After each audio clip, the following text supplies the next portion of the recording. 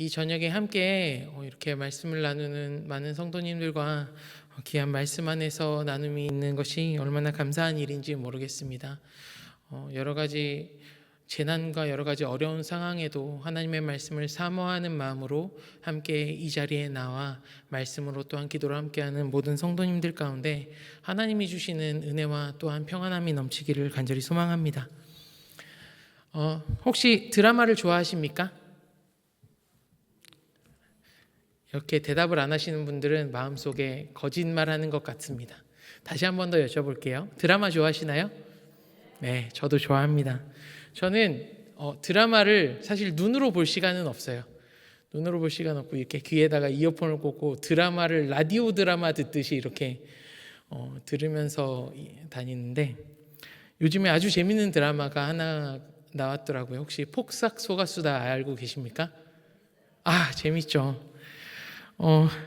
사실 이게 폭삭 속았수다라는 말이 어렵습니다. 제주도 방언이라 이게 도대체 무슨 말인지, 깜빡 속았다는 말인지 무슨 말인지 몰랐는데 알고 보니까 정말 수고 많으셨습니다 라는 의미를 가진 드라마 제목이었더라고요. 근데 이 극이 진짜 잘 만들었어요.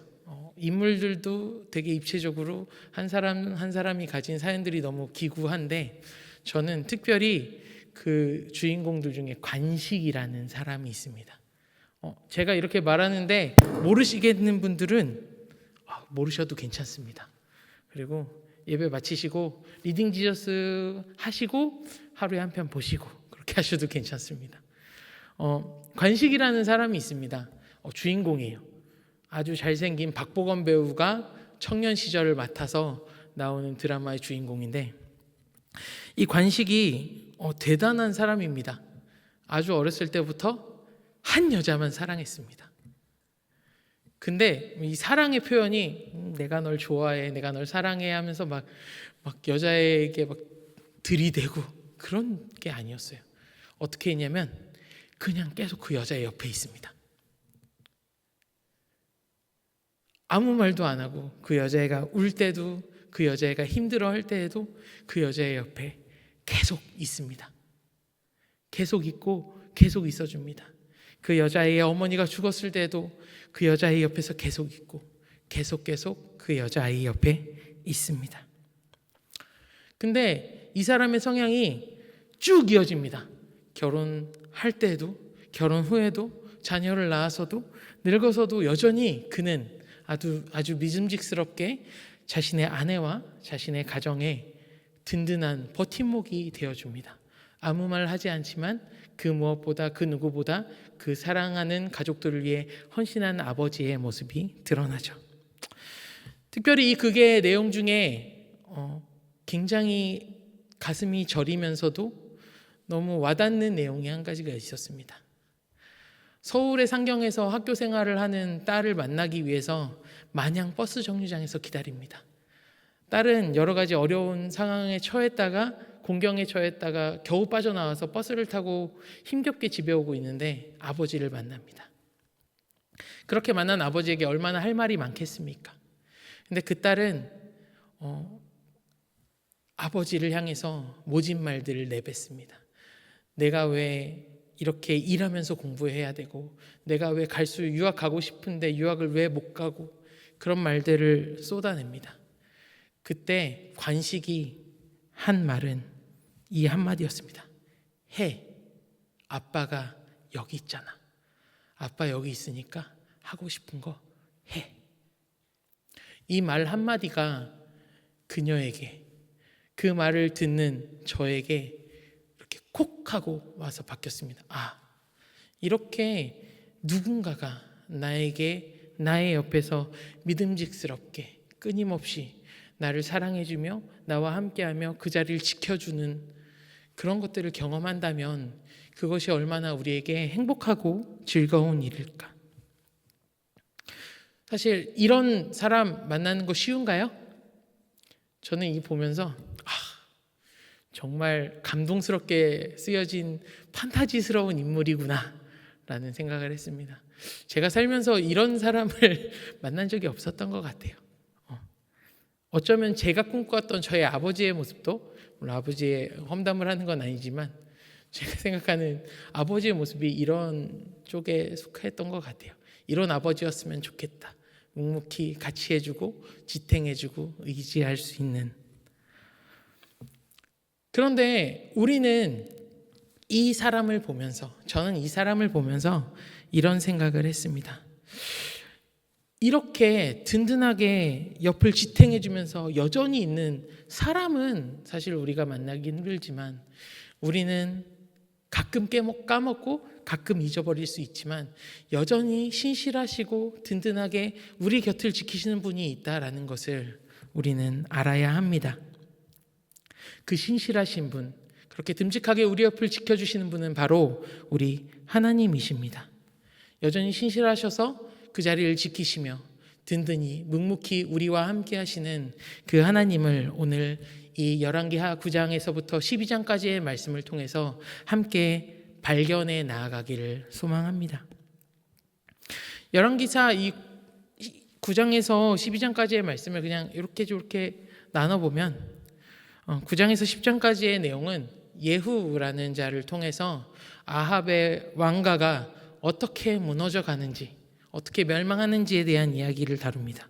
또 11장에서는 유다로 넘어와서 유다에서 왕 요아스, 다윗의 자손인 요아스가 어떻게 보호되며 그가 어떻게 왕이 됐는지에 대한 이야기가 나오고, 12장에서는 그 요아스가 어떤 왕으로서 하나님 앞에 살아갔는가, 이 이야기들을 나누고 있습니다.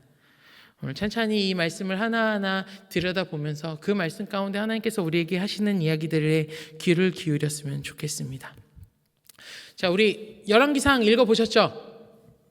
네, 열왕기상을 읽으면서 가장 치가 떨리는 내용은 아합 왕가의 이야기들입니다. 그들의 만행은 너무너무 끔찍합니다. 자신이 원하는 것을 얻기 위해서 사람을 죽이는 것을 서슴지 않았고, 하나님의 나라였던 그 땅 가운데에 바알의 신들을 데리고 와서 그 땅에 우상을 섬기는 나라로 만들어 버렸습니다.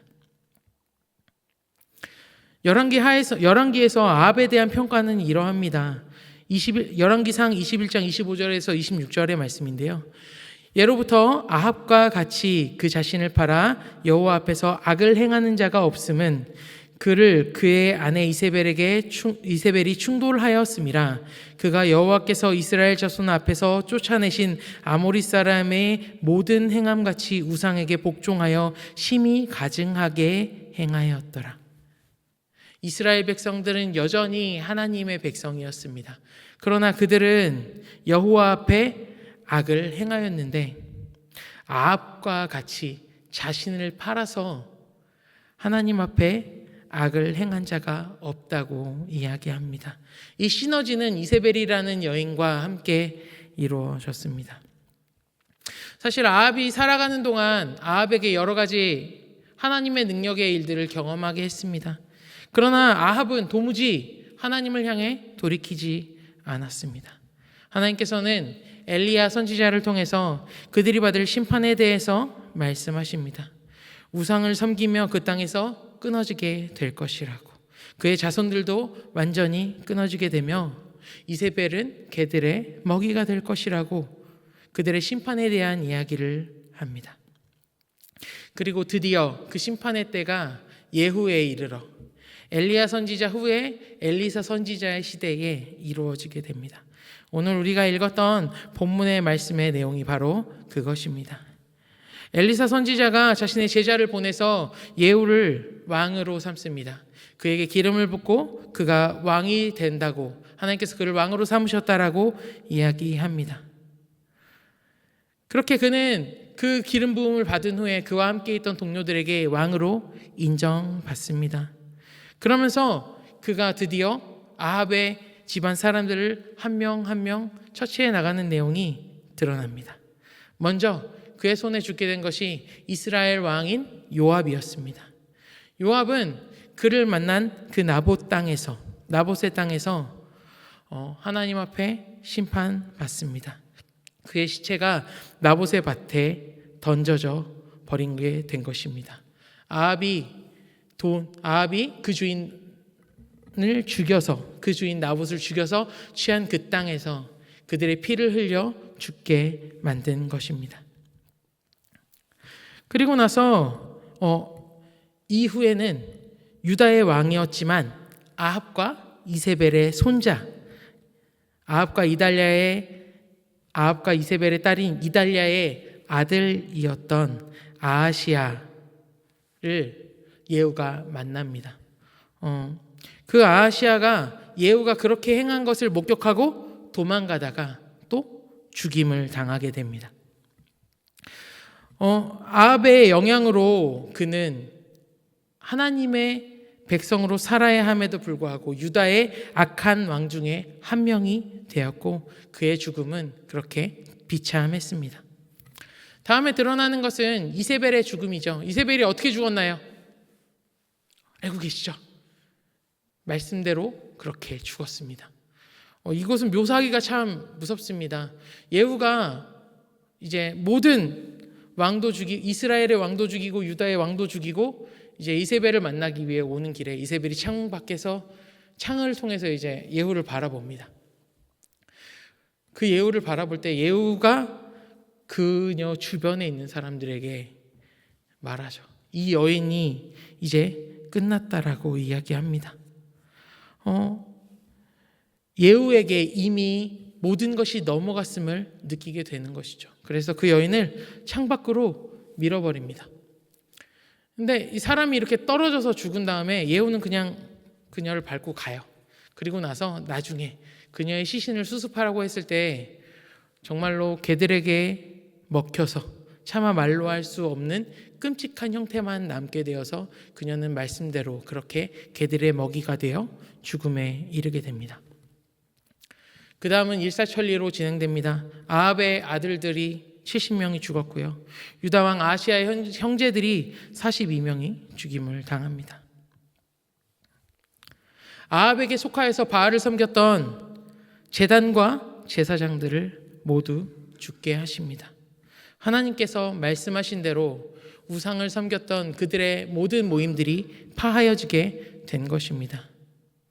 자, 중요한 것은 이것입니다. 하나님께서는 예후를 사용하셔서 당신의 그 공의를 신실하시게 이행하셨습니다. 여러 가지 어려운 상황들도 있었음에도 불구하고 하나님은 그 일을 행하셨고 그 말씀들이 하나도 떨어지지 않고 이루게 하셨습니다. 자, 여기 계신 성도님들이 예후라면 당연히 누구를 섬기실 것 같습니까? 내가 예후라면 당연히 나를 통해서 이 집안을 이렇게 무너뜨리게 만드신 하나님은 정말 대단하신 분이시구나, 신실하신 분이시구나, 하나님만 섬기는 것이 내가 살아가야 할 방향이구나라고 느껴야 할 텐데 그는 그러지 못했습니다. 열왕기하 10장 31절에 이렇게 말씀합니다. 함께 읽을까요? 시작. 그러나 예후가 전심으로 이스라엘 하나님 여호와의 율법을 지켜 행하지 아니하며 여로보암이 이스라엘에게 범하게 한 그 죄에서 떠나지 아니하였더라. 예후는 여전히 여로보암이 섬겼던 그 금송아지를 섬깁니다. 그를 왕으로 삼으시고 그에게 신실하심을 분명히 보이신 하나님을 버린 이들의 최후를 보게 하신 그는 하나님을 향하여서 온전한 마음을 지키지 못하였습니다. 이번 성경학교 때 아이들하고 모션 했었는데 혹시 작년에 아이들 모션 발표했던 거 기억하시나요? 모르시죠? 이스라엘의 초대왕 3명에서 그들의 마음을 표현하는 방식이 있었는데 무심과 전심과 반심이었습니다. 그런데 예후는 하나님을 향하여서 하나님의 능력을 행하심을 바라보았음에도 불구하고 그의 마음은 무심이었습니다. 하나님을 향하여서 하나님의 능력을 행하심을 보았음에도 불구하고 하나님의 신실하심을 경험했음에도 불구하고 그의 마음은 하나님을 향하지 못했던 것입니다. 예후의 경우를 바라보면서 우리는 알게 됩니다. 인간이 가지고 있는 경험, 난 하나님을 경험했어. 난 하나님의 능력을 경험했어라고 하는 그 확언적인 그 말들이 얼마나 아무런 의미가 없는지. 하나님 앞에 우리는 우리의 경험을 통해서 우리의 믿음을 지켜나갈 수 없습니다. 내가 경험했기에 나는 온전할 수 있고, 내가 경험했기에 나는 그 신실하신 하나님을 믿을 수밖에 없어 라고 하면서 우리는 살아갈 수 있겠지만, 우리는 그 하나님의 인도하심을 끊임없이 하나님의 그 신실하심을 끊임없이 되새기고 기억하면서 살아가야 하는 연약한 존재라는 것을 잊지 말아야 합니다. 하나님은 여전히 당신의 말씀에 신실하시지만 우리들은 너무 연약하여서 그것을 지탱할 수 있는 힘이 없다는 것을 인정해야 할 것입니다. 그러나 여전히 하나님은 이 공의의 신실하신 뿐만 아니라 다윗을 향한 그 약속에서도 신실하셨습니다. 11장의 내용에서 아합과 이세벨의 딸인 이달랴가 유다를 통치하는 장면에서 그 이야기가 나타납니다. 아합과 이세벨의 딸인 이달랴는 자신의 아들이 죽자 그 나라를 차지하기 위해서 왕의 자손들을 모두 죽입니다. 여기서 만약 모든 사람들이 죽는다면 하나님께서 다윗에게 약속하셨던 그 약속이 어떻게 될까요? 뚝 하고 끊어지게 되겠죠. 그런데 하나님께서는 이 모든 상황 가운데에서도 유다의 왕인 여호람의 딸 여호세바를 통하여서 요아스를 빼냅니다. 그 요아스를 빼내어서 그의 그 갓난쟁이를 6년 동안 성전에 숨깁니다. 성전에서 그 아이를 숨겨서 키운 것이죠. 여호세바의 남편이자 제사장이었던 여호야다를 통해서 성전에서 이 왕자가 잘 자랍니다. 이 역사들을 통해서 우리가 알 수 있는 것은 하나님께서 다윗과 맺으신 그 언약에 얼마만큼 신실하시냐는 것입니다. 여전히 하나님은 이러한 어지러운 상황 중에서도 당신의 약속에 신실하게 그 일들을 행하셨던 것입니다. 하나님의 이 신실하심은 다윗의 집안만 경험하는 것일까요? 아니죠. 그 모든 것 가운데 동참하였던 이 제사장도, 또한 이후에 이 요아스가 왕이 되는 과정 가운데 그를 돕는 모든 백성들도 하나님의 언약의 신실하심을 모두 함께 경험하게 되는 것입니다. 모든 왕자가 죽을 줄 알았어요. 근데 이때 여호야다가 백부장들을 부릅니다. 그리고 이 왕자 한 명이 살아있음을 그들이 보게 합니다. 그리고 전투를 준비하죠. 이 아이를 왕으로 삼과 동시에 이 아이를 보호하기 위해서 백부장들과 군사들을 준비합니다. 특별히 이 일을 행하기 위해서 백부장들에게 다윗의 창과 방패를 나누어 줍니다. 이 일은 단순하게 이달랴에 대한, 이스라엘의 여왕이었던 그녀에 대한 반란이 아니라 하나님의 다윗 왕에 대한 언약을 이행하는 일이었기 때문입니다.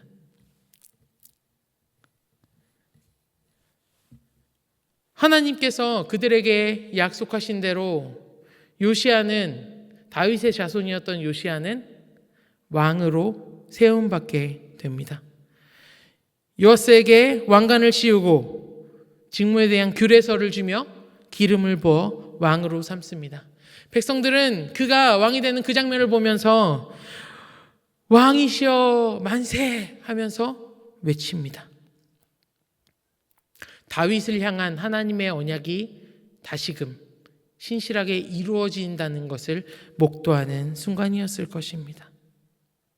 사무엘하 7장 16절에 이렇게 말씀하셨습니다. 내 집과 내 나라가 내 앞에서 영원히 보존되고 내 왕위가 영원히 견고하리라 하셨다 하라. 하나님은 이 언약을 신실하게 지키셨습니다. 그 후에 이제는 정말로 남아있던 아합과 이세벨의 후손 이달랴가 죽임을 당합니다. 그녀는 그 취임식을 향해서 분을 참지 못해 반역이다, 반역이다 소리를 치며 덤벼들죠. 그때에 그녀는 결국 성전 밖으로 쫓겨나 그곳에서 죽임을 당하게 됩니다. 이로써 아합의 집안에 대한 모든 심판이 마무리가 됩니다.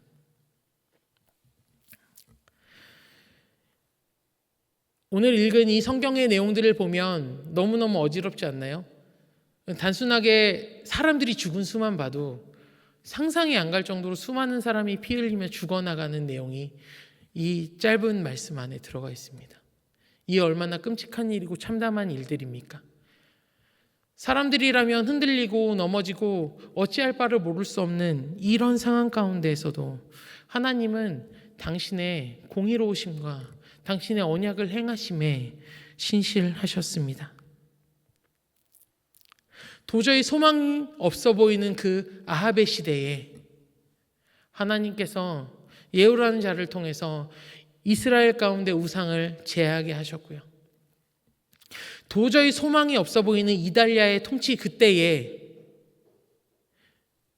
요아스를 남겨두셔서 그가 다윗의 그 언약 가운데에 다시금 왕이 될 수 있도록 인도하시는 그 하나님의 신실하심을 목도하였습니다. 비록 우리는 혼란스럽고 어려운 모든 상황들 가운데에 살아가게 될지도 모릅니다. 그러나 하나님께서는 모든 것들 가운데에 그 언약을 인도하시고 이행하실 것을 준비하십니다. 그렇기 때문에 우리는 믿음으로 하나님께서 우리들 가운데 이루어 주시는 것들을 기대하며 고대해야 합니다.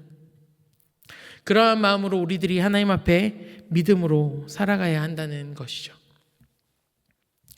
이제 12장의 말씀으로 넘어오면서 이렇게 왕으로 세워졌던 요아스의 그의 행함들이 드러납니다. 그는 여호야다, 대제사장이었던 여호야다의 지도를 받으며 하나님 앞에 정직히 행하는 왕이 되었습니다. 그냥 정직히 행하는 왕, 그냥 통치로서 정직히 행하는 왕이었던 것을 넘어서 바알 숭배로 인해 소홀해졌던 성전을 다시금 관리하는 일들을 명령하게 됩니다. 이렇게 명령하였는데 오랜 시간이 지나도 이 성전이 회복되지 않는 것을 보고 이 성전을 회복시키기 위해, 이 성전을 수리하기 위해서 그것에 실무에 참여한 이들에게 직접 그것들을 수리해 나갈 수 있도록 명령을 내립니다. 여호야다의 지도를 받는 동안 요아스는 정말로 하나님을 섬기며 하나님을 너무너무 사랑하는 자와 같았습니다. 하나님의 일을 행하는 자와 같았습니다. 그런데 열왕기하 12장 2절의 말씀을 좀 주목해서 읽어봐야 할 것입니다. 함께 읽겠습니다. 시작. 요아스는 제사장 여호야다가 그를 교훈하는 모든 날 동안에는 여호와 보시기에 정직히 행하였으되. 그러니까 여기에 단서가 너무 분명하잖아요. 요아스가 제사장이었던 여호야다가 그를 교훈하는 날 동안에는 하나님 앞에 정직한 왕이었습니다. 근데 여호야다가 영원히 살 수는 없잖아요. 그죠? 오래 살긴 했어요. 엄청 오래 살긴 했습니다. 130세. 오래 살긴 했는데 그가 죽은 후에는 그의 모습이 완전히 바뀌게 됩니다. 여호야다 이 시대에 사실 요아스는 하나님 앞에 정직히 행하며 성전도 모두 복구하면서 여러 가지 일들을 행하긴 했지만 결국에 유대 땅에서 산당에서 드리는 그 모든 것들을 제거하지는 못했습니다. 그런데 이제 여호야다가 죽은 이후에 그에게 찾아온 유대 지도자들의 이야기를 들은 후에 그의 모든 것들이 완전히 바뀌어버리게 됩니다. 다시금 아세라 목상과 우상을 섬기는 나라가 되었기 때문입니다.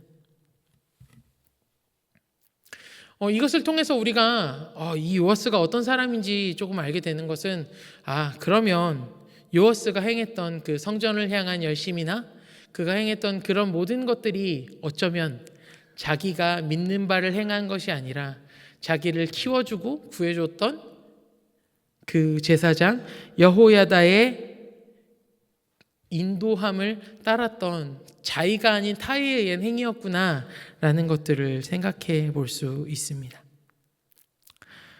요아스는 결국 이후에 아주 처참하게 죽습니다. 어떻게 죽냐면 전쟁이 벌어집니다. 아람 왕과의 전쟁이 벌어지는데 이 전쟁에서 큰 상처를 입고 나서 자기 조상들과 자신과 성전에 있던 금들을 다 긁어 모아서 자신이 가지고 있던 모든 것을 그들에게 주고 이 전쟁을 마무리합니다.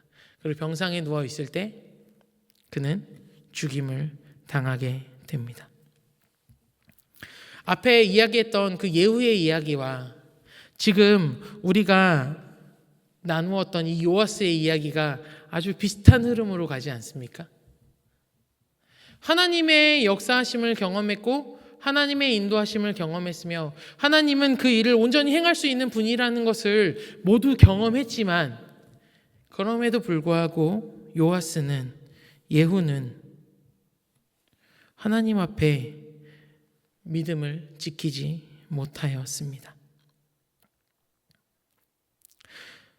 어쩌면 그들의 모습은 지금 예배하고 있는 우리의 모습이 아닐까 생각해 봅니다.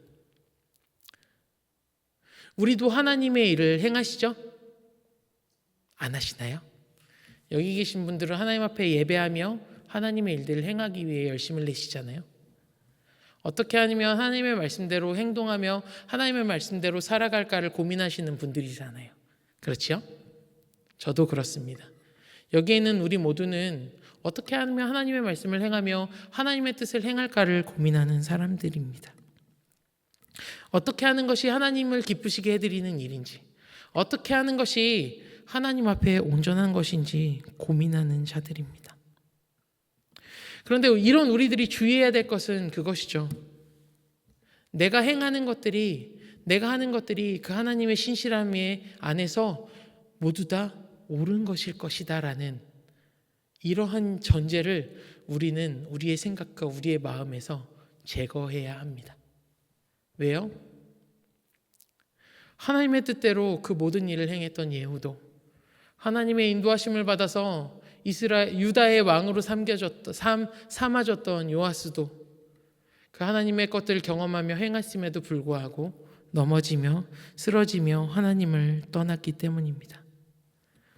우리들은 언제나 넘어지고 쓰러질 수 있는 하나님 앞에 연약한 자들인 것을 스스로 고백하면서 날마다 하나님 앞에 나아가야 할 것입니다.